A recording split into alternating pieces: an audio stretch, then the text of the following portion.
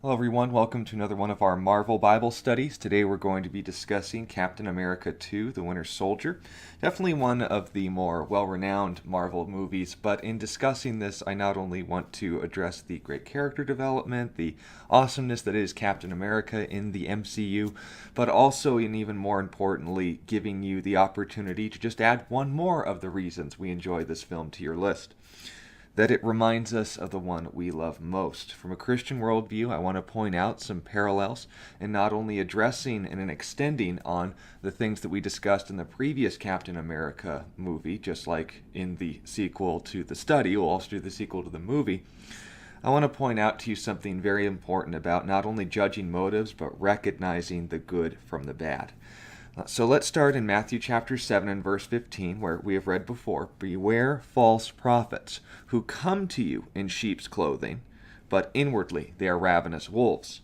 Now, if your job is to look after sheep, the one thing you want to avoid and confront and even destroy are the wolves that want to make mutton out of the sheep.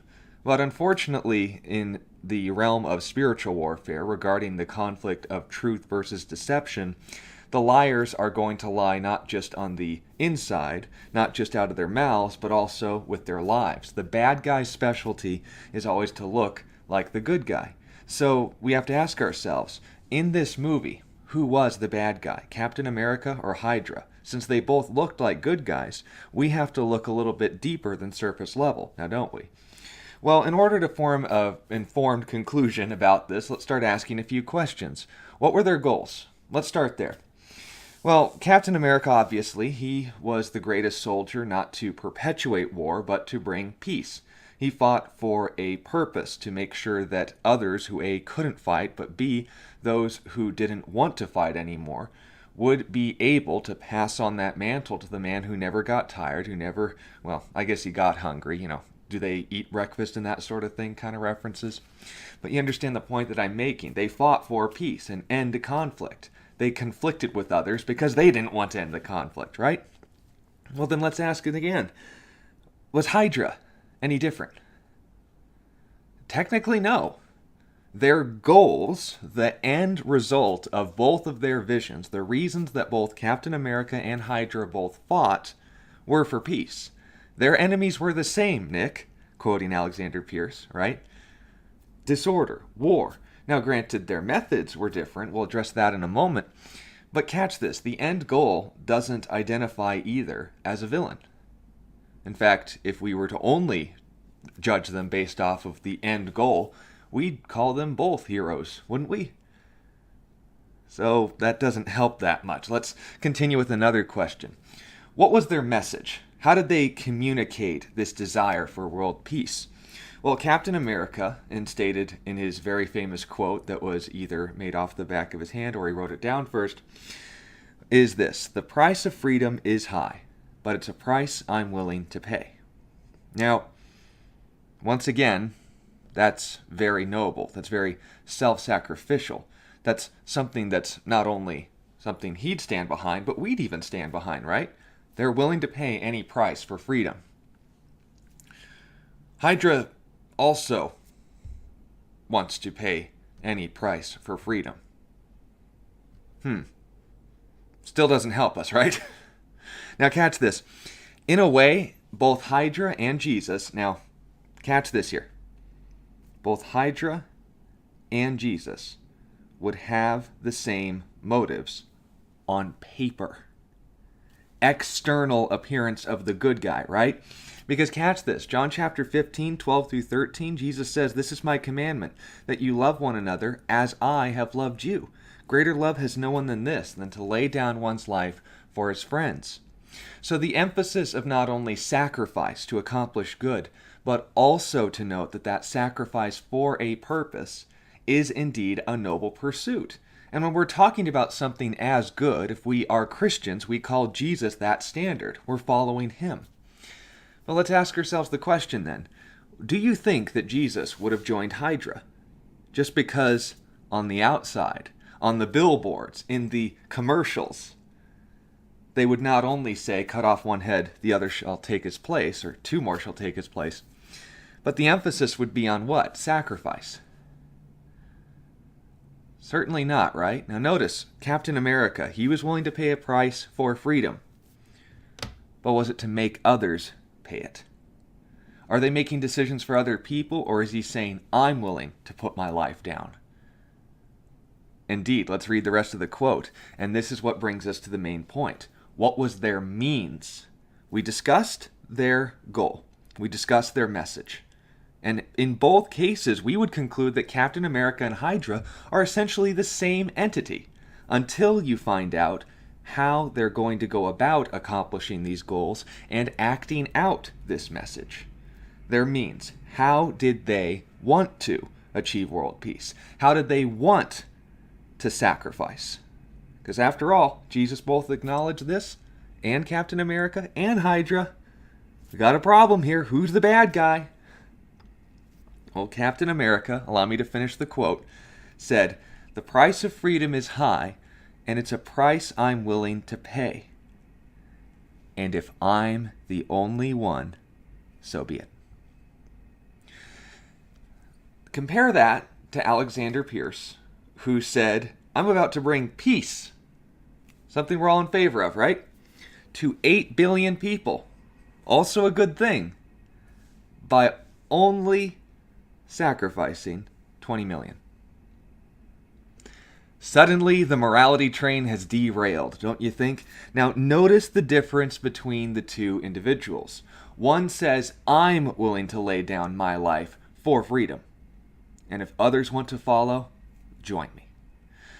Hydra says, I'm willing to lay down everyone's lives for peace. Let's once again look at that verse that we mentioned earlier. John 15:12-13. This is my commandment, that you love one another as I have loved you. He doesn't just say sacrifice is the goal, that the greatest love is to lay down one's life for his friends. But he says love, self-sacrificial love, right? Love as I have loved you. In John chapter 15, do you know when in Jesus' life these words were spoken? This was during the Last Supper, in the time in between, within hours even, of when he would be going to the Mount of the Olive Presses, known as Gethsemane, and would be arrested and crucified that morning. How was that love going to be demonstrated? It was just about to be. He was going to lay down his life for our ransom. He was willing to address us when we were at our worst, when we were Bucky Barnes in brainwashed state, and willing to take not only the metal hits, but sink to the bottom of that river and never come back out again. Now understand this. Jesus of Nazareth, God incarnate, the definition and standard of what we call good. He said these words. How did he act on this? He laid down his life for our ransom, not annihilating those who wouldn't believe, but, catch this, giving everyone the choice to accept or reject him, no matter the suffering it caused in the meantime. You see, in the book of 2 Peter chapter 3, we read that God is not willing that any should perish, but that all should come to repentance. Now, this has a price. In the meantime, those who will accept that mercy may do bad before they understand what is good. And also understand those who will reject what is good will be allowed to do what is bad until those who do accept what is good are gone. What does that mean? That in God's patience, suffering is permitted. But for what reason? Because God is unable or unwilling to deal with the suffering? No, he has a greater purpose. That in allowing this suffering, he's not only respecting our free will, punishment not happening until the crime, right? But understand this as well, that when he allows this world to suffer, he does so by first and foremost reminding us, I suffered first. I suffered more than anyone else in history ever has or ever will, and did so for you. And that's where the tie-in, the fine line between Captain America and Hydra are drawn. Why is this good? Because understand, when the definition of good himself demonstrates something we are seeing what is good and also, by extension, what isn't good. We're going to be able to see if it's not like that. If something is not good, that means it's what? Not good. And if something is good, plain and simple. But understand this. When Jesus had the choice to end all suffering or to suffer himself, what would have brought peace? One or the other? Technically both. But what would preserve his relationship with us? What falls in line with good incarnate nature? God's nature is the restoration of a relationship. God is love, the book of 1 John tells us. And by this we know love, that he laid down his life for us. That's 1 John 3 and verse 16. And then goes on in verse 17 to say, so we ought to lay down our lives for each other. But catch this. Would you rather side with Hydra and approach the logic of, no suffering is worth it, I'll even inflict suffering if it eliminates evil? You can do that. God, in fact, died to give you that right, to make the wrong decision. Because catch this. What was his emphasis? Freedom or function? A perfect world through him or a perfect world with him? Those who choose a relationship with him and preserving that right? Or enforcing a perfect world and eliminating anyone who makes it not perfect? The only way that God is able to remain consistent with his loving character is to not only judge all evil, which he did on the cross on himself, but also hold those accountable who reject mercy, which is offered first. You see, every time that God judged evil in this world, we can look at Noah's flood, Sodom and Gomorrah, Nineveh, the Roman judgment towards Jerusalem, the Babylonian exile, the Assyrians. I could go all day on these topics. Every time God laid out and said, this is a judgment from God, three things happened first. A warning was given in advance.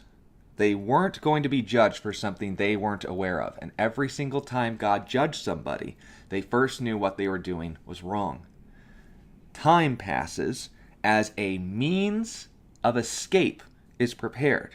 With Noah's flood, it was the ark. With Sodom and Gomorrah, it was the two angels telling Lot and anyone who would listen to him, get out of the city. With Nineveh, it was Jonah's warning. Go down on the list. A means of escape was provided, and once that means of escape had been fully taken advantage of, then judgment fell. But understand this as well. Just like Captain America's emphasis, God's nature is, as he said, freedom, not fear. The freedom includes the right to make the wrong decision, and that's what's so key in noting the difference between Captain America and Hydra. We look at Jesus and say, which one models his example? That's what we call good. That's how we recognize the good guy. And when we see the good guy in action, it isn't found beating the bad guy to a pulp. Was that how the fight between Captain America and the Winter Soldier ended? No, it was someone willing to suffer and lay down his life for his friend. I wonder whose example that is modeling. Judgment comes only after mercy has been rejected. That's how he rolls. That's why Captain America is the good guy, because he was following the example of God himself. I'll finish with this verse. Matthew 20, verse 28. The Son of Man did not come to be served, but to serve, and give his life as a ransom for many. Are you following that example? Would you like to know him? Because understand this, God doesn't want you to be separated from him. God doesn't want to eliminate evil. He will allow you to walk away from him. But until every chance that he can offer you has been offered, he's with you till the end of the line. Thank you for your time and listening to this study. If you have any sincere questions, ask them. If you'd like to encourage the ministry, do so. But most importantly, if you know someone who's familiar with this film but not this message, please share it with anyone you feel would be blessed by it. Thank you for your time and listening to this study. Remember that Jesus loves you, And remember how he's demonstrated it. Not by enforcing good, but being good and giving you the option to follow.